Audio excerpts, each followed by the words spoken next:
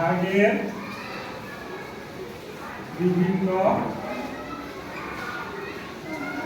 অংশ। আমরা জানি, আমরা তো ক্লাস 3-4 ভাগ করছি না, আমরা জানি যে ভাগের কয়টা অংশ, সবাই জানি না? তারপরে এটা ভাগ করলাম 5 দিয়ে 3 × 6 = 36। 5 দিয়ে 36 কে ভাগ করলাম। আচ্ছা, 5 দিয়ে 36 কে ভাগ করলে কত হয়? 5 একে 5, 5 দুগুণে 10,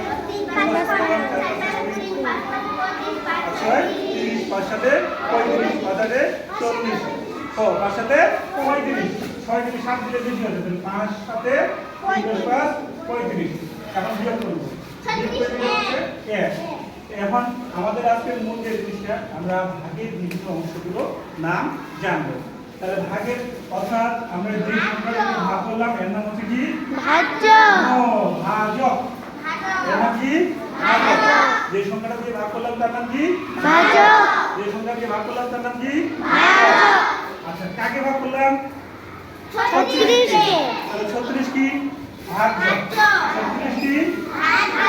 ভাজ্য, এই তো খেয়াল আছে, ভাজ্য। তারপরে এই যে উত্তরটা বের হলো, ভাগ করার পরে যে উত্তরটা বের হলো এর নাম হচ্ছে ভাগফল। এর নাম কি বলতো? ভাগফল। ভাগ করার পরে যে উত্তরটা বের হলো এর নাম কি বলতো? ভাগফল। ভাগ করার পরে যে উত্তরটা বের হলো এর নাম কি? ভাগফল। আর অবশিষ্ট যেটা থাকছে এর নাম কি? ভাগশেষ। এর নাম কি বলতো? ভাগশেষ। তাহলে আমরা জানলাম একটা ভাগের কয়টা অংশ? একটা ভাগের কয়টা অংশ?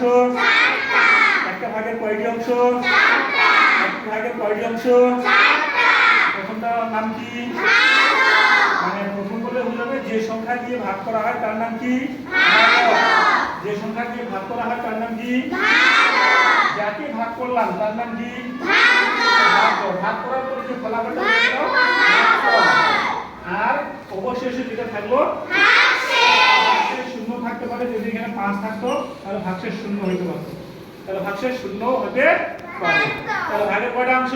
4টা। বুঝতে পারছেন?